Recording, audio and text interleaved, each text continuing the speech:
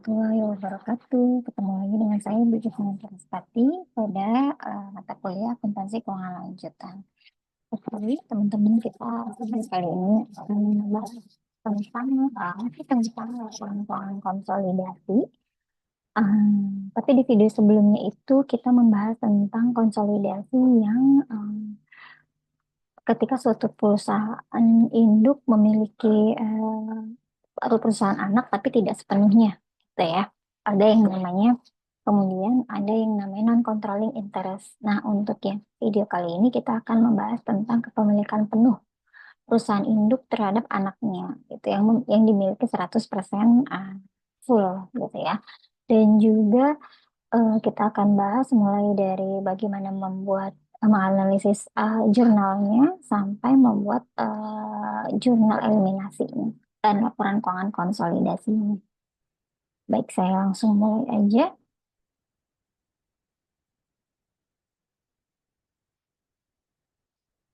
Oke, jadi ini saya ambil dari buku Christensen, Cotter Becker. Baik, jadi kita akan mungkin ini sekaligus bisa ini ya bisa memperdalam eh, apa ya understanding terhadap bagaimana sih kemarin mungkin masih banyak yang bingung sebenarnya kalau konsolidasi itu dimulai dari mana sih, terus jurnalnya seperti apa. Nah, itu kita bisa perdalam lagi melalui materi hari ini. Jadi yang sebelumnya belum paham bisa lebih paham setelah materi ini.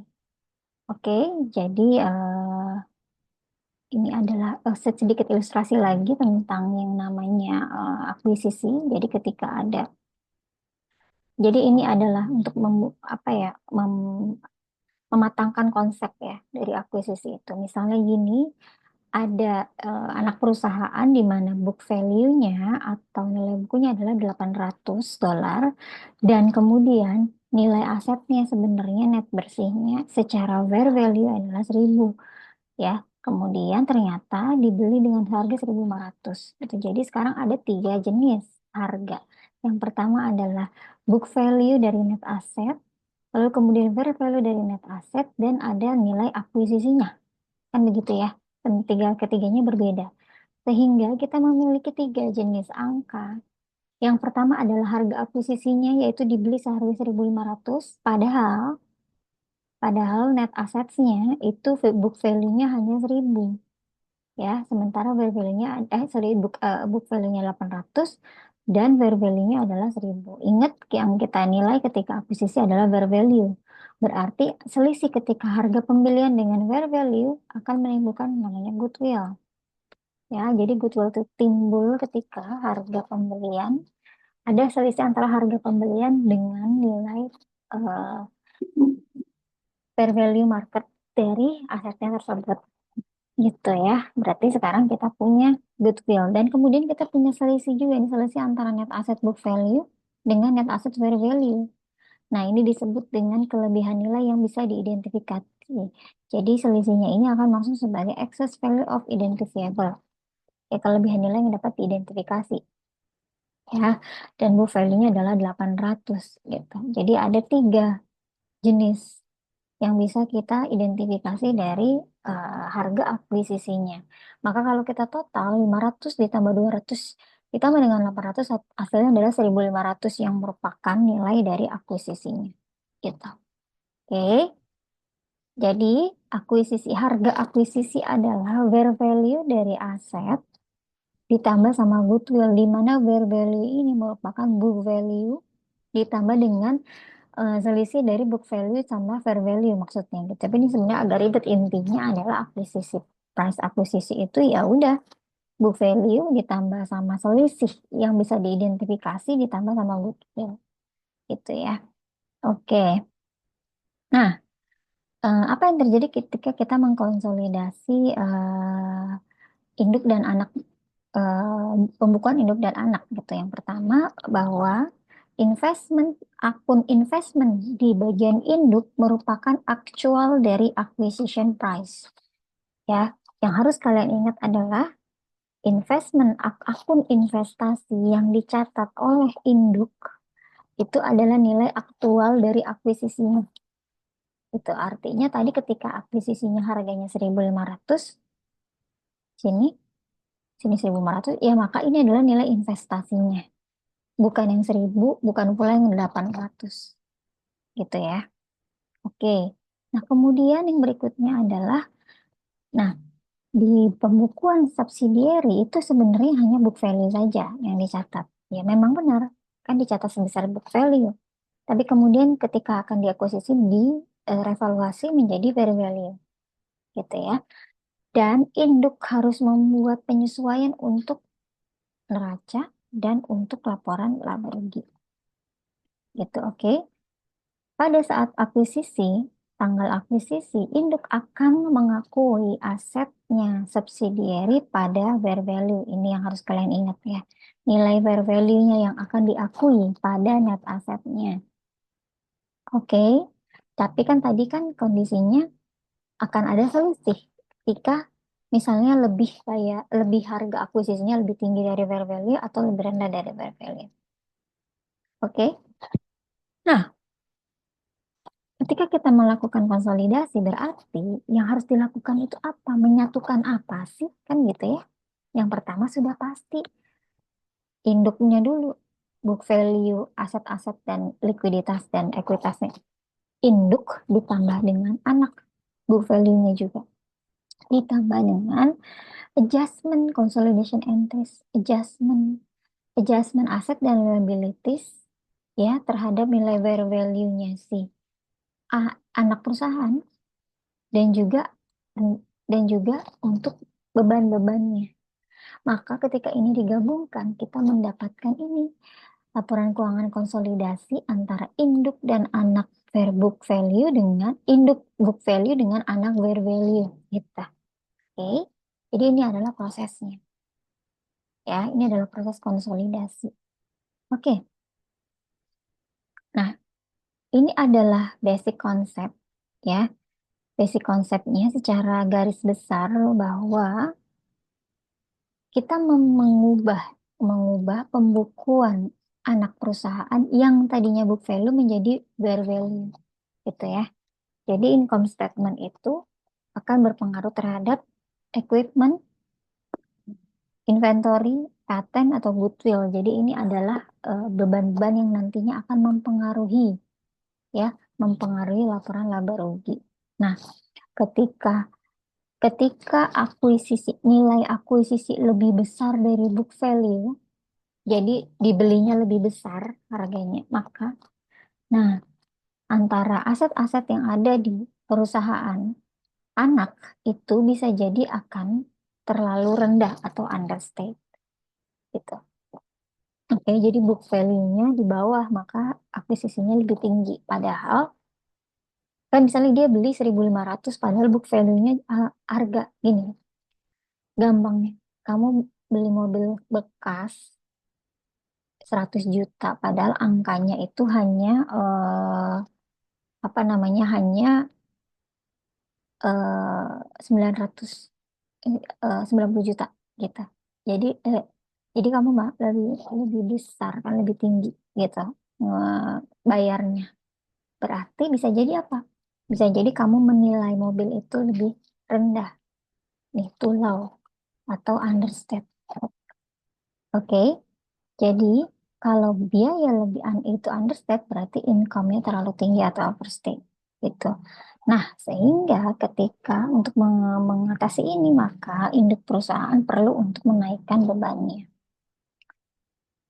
Oke, jadi investment awal dari induk kepada anak berdasarkan dari fair value dari net asset ya, tambah sama goodwill yang muncul. Oke, jadi kita akan menggunakan equity method. Kalau menggunakan equity method berarti kita akan mencatat kita akan mencatat share dari eh, labanya anak perusahaan sama dividen. Jangan lupa kalau ada income sama dividen, anaknya mendapatkan income dan dividen berarti induknya juga berhak mendapatkan ini. Kemudian harus berdasarkan fair value basis. Oke, nah sehingga nih ada permasalahan di mana anak perusahaan itu harus melaporkan berdasarkan book value. Maka induk perusahaan harus mencatat dan melakukan adjustment terhadap income dan investment pada berdasarkan akun-akun equity method. Oke, nah ini adalah basicnya. Ini adalah basic journal entry di equity method. Yang kemarin masih pada bingung sebenarnya di jurnal-jurnal yang harus dibuat itu apa saja. Yang pertama adalah jurnal saat kita melakukan investasi awal. Ingat, ketika melakukan investasi awal, jurnalnya berarti investment pada anak perusahaan itu akan ada di debit, yang di kreditnya tergantung kamu belinya pakai apa, cash atau pakai stok gitu ya. Jadi investment pada cash gitu kan ya. Nah, kemudian yang berikutnya apa dalam mencatat income sama dividen. Kalau income jurnalnya investment pada eh, anak perusahaan, yang di debit di kreditnya adalah income dari anak perusahaan. Nah, yang kedua adalah untuk mencatat dividen. Ini mencatat laba, pembagian laba ini mencatat pembagian dividen. Cuman bedanya kalau ini kepemilikannya kan 100%, jadi nilainya penuh. Kalau yang video yang lalu itu pakai persentase karena kepemilikannya itu tidak penuh. Nah, oke. Nah, ini untuk melakukan adjustment berdasarkan fair value, yaitu adalah income sama sebenarnya, tinggal dibalik aja. Income pada investment atau investment pada income, tergantung adjustmentnya nanti. Adjustmentnya positif atau negatif. Nah ini.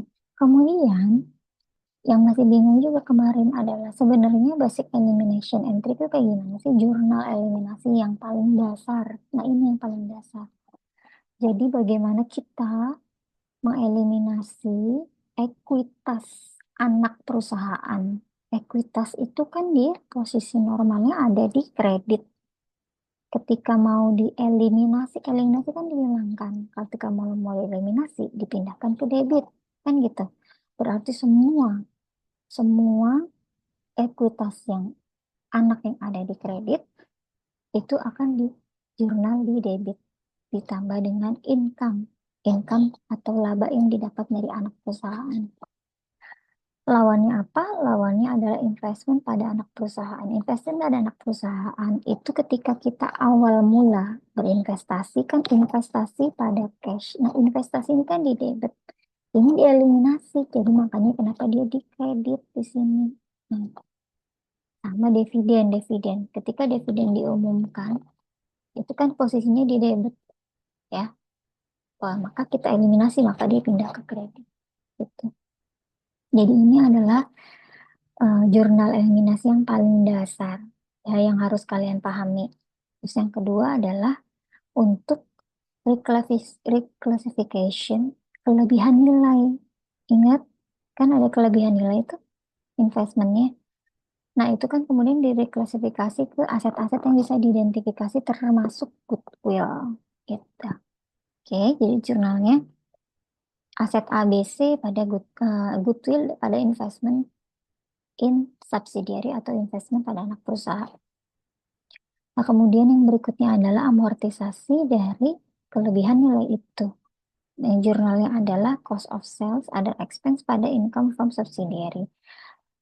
Jurnal ini mereklasifikasi equity method amortisasi atas biaya-biaya yang biaya-biaya atas kelebihan buku dari berdasarkan equity method. Jadi ini adalah amortisasinya dari pendapatan anak perusahaan.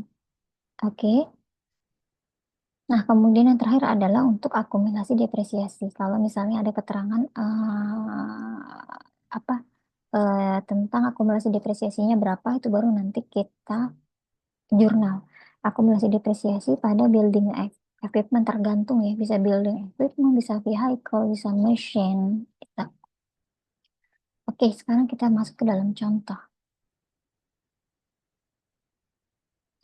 Ini adalah akuisisi, ya harga akuisisi, di mana harga akuisisinya melebihi dari book value. Ya. Harga akuisisinya lebih besar dari book value. Paper incorporation dalam sebuah satu tahun buku mengakuisisi 100% salting ya di mana samping mempunyai ekuitas berupa common stock ya, dan dibeli dengan harga 442.500. Oke. Nah, berarti ini adalah data yang tambahan. Book value-nya dari si South ini. Pertama, common stock-nya 130, return earning-nya 117. Dan ini adalah under or over evaluation dari asetnya. Gitu ya. Ini adalah kelebihan nilai over atau under dari asetnya. Ya, ini udah kelebihannya. Ya, udah kelebihannya bukan nilai asetnya, tapi ini udah kelebihannya atau kekurangannya. Dan ini adalah apa namanya umur ekonomis. Maka pertama, ya kita lihat di sini, belinya 442.500, ya common stocknya 130, return earningnya 117. Kalau kita jumlah berarti sekitar 247 ditambah sama ini, ditambah sama ini. Ya, kita jumlah semua 6,5 minus 39,8552 ditambah. Ya, nah itu dapatlah harga identifiable net asset, identifiable excess atau kelebihan yang bisa diidentifikasi. Ini kan 169.500 kalau dijumlah. Ini dijumlah ke bawah nih, sangat dijumlah ke bawah hasilnya. Kita lihat 442.500 dikurang sama hasil ini. Dikurang sama hasil ini, hasilnya muncullah dia goodwill. Nih, jadi goodwill-nya dari mana? Yaitu adalah acquisition price dikurang sama book value dikurang sama identifiable excess baru dapat yang namanya goodwill. Ya, terus kemudian ada tambahan info di 2009 anak perusahaan atau Salt Corporation melaporkan laba 78, dividen 45.500. Maka kita buat sekarang elimination entry-nya. Elimination entry-nya.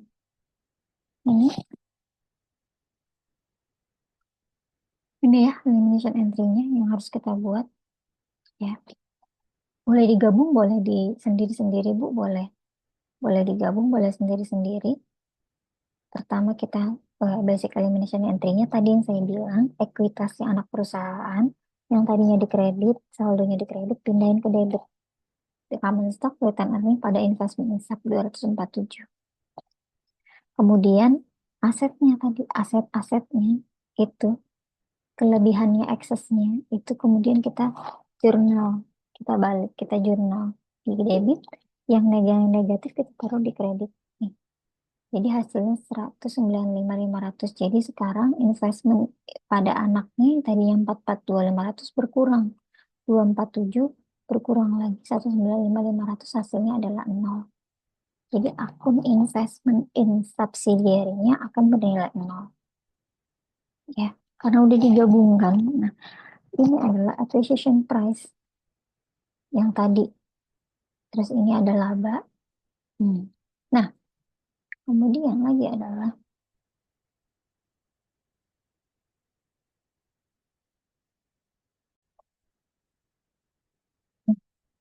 tadi kan di sini disampaikan bahwa anak perusahaan itu mendapatkan laba 78 dan mengumumkan pembagian dividennya 45.500. Tapi jangan lupa bahwa ada beban-beban tadi yang di sini.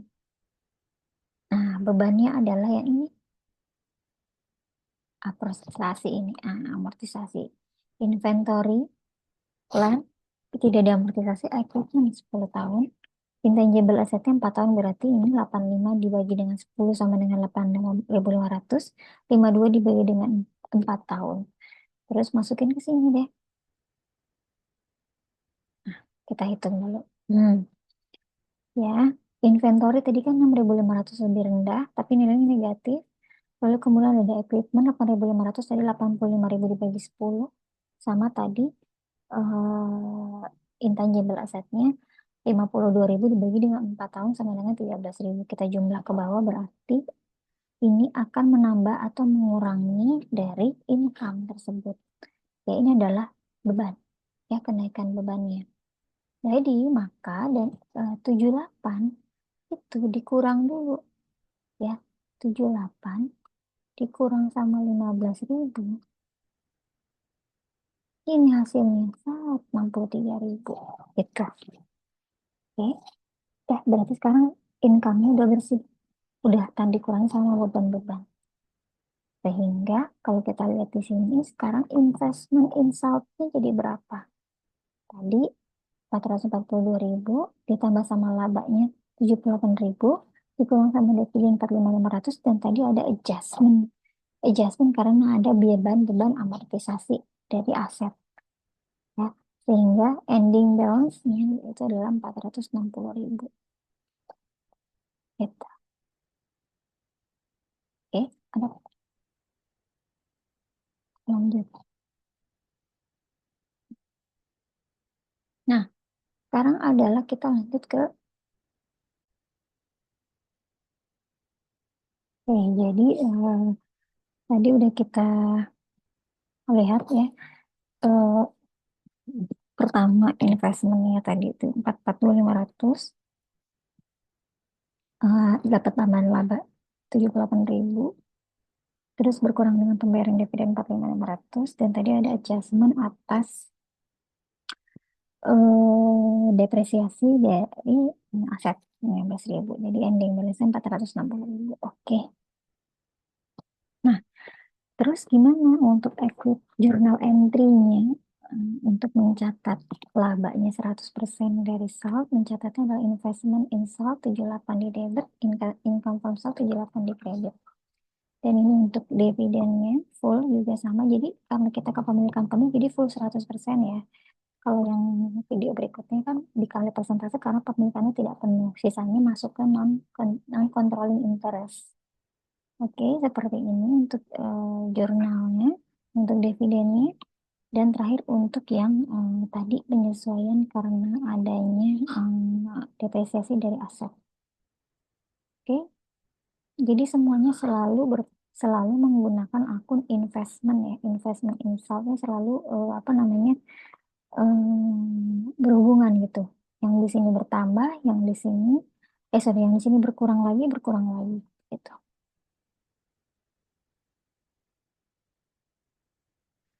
Oke, sekarang kita akan coba untuk ya menghitung dan menyiapkan elimination entries untuk konsolidasi ketika ada perbedaan positif yang kompleks pada saat tanggal akuisisi. Misalnya seperti ini. Coba lihat. Prince Incorporation mengakuisisi 100%-nya Shira.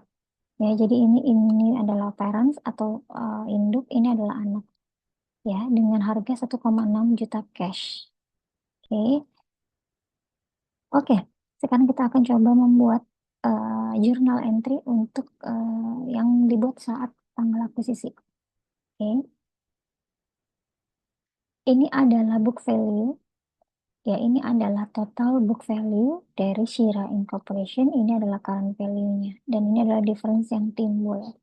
Oke, ada selisih yang timbul antara nilai book value dengan nilai fair value-nya. Maka, dan sini ada keterangan tambahan lagi bahwa building dan equipment-nya ya ada akumulasi depresiasi sebesar 98.000 ya dan nilai goodwill yang ada di sini ini merupakan nilai goodwill dari akuisisi sebelumnya, bukan akuisisi yang sekarang. Oke.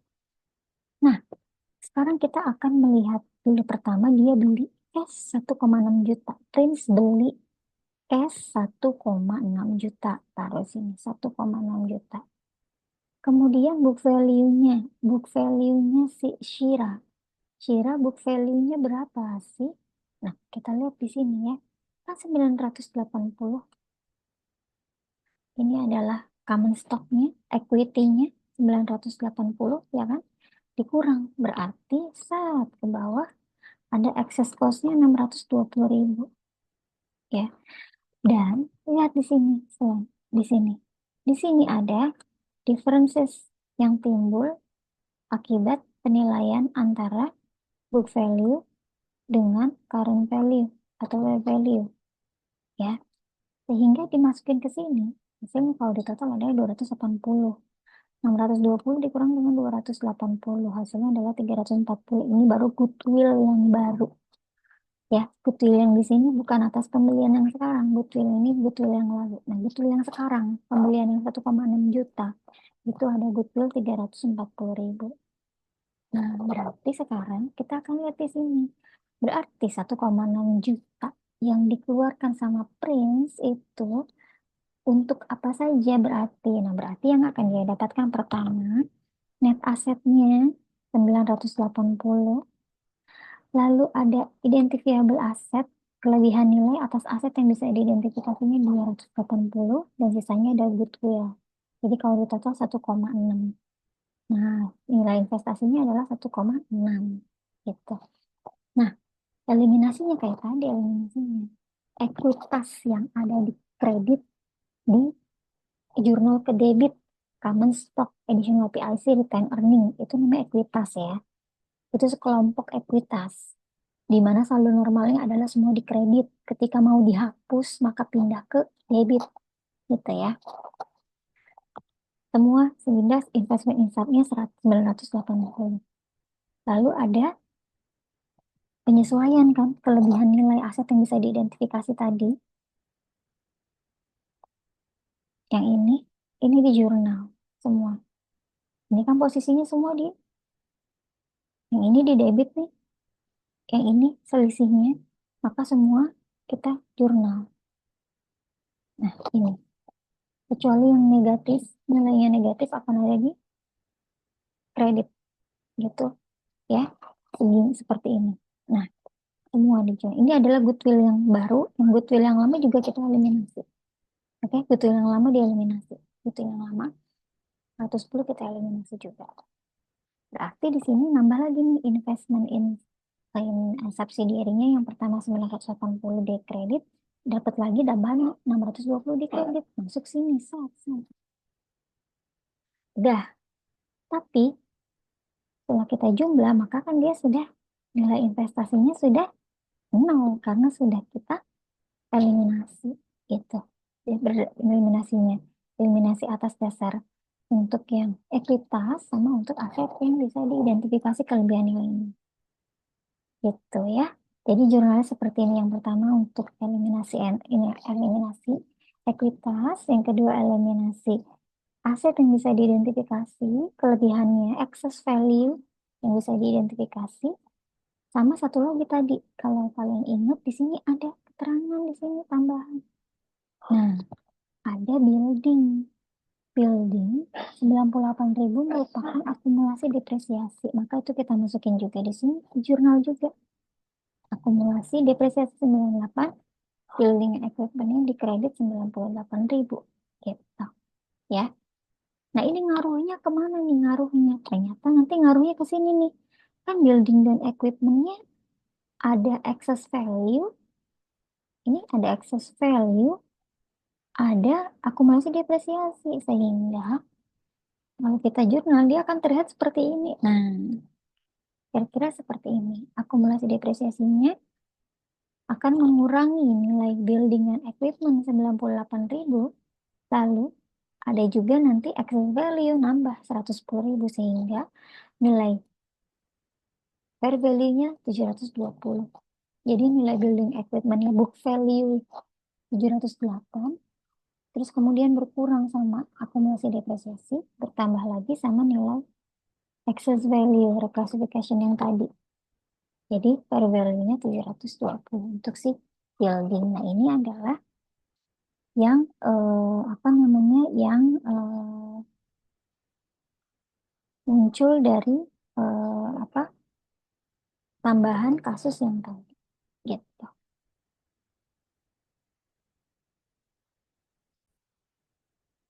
Oke, satu contoh lagi ya, satu contoh lagi. Ini sampai di sini dulu videonya. Kita masih akan bahas di part 2 di next video. Oke, terima kasih. Assalamualaikum warahmatullahi wabarakatuh.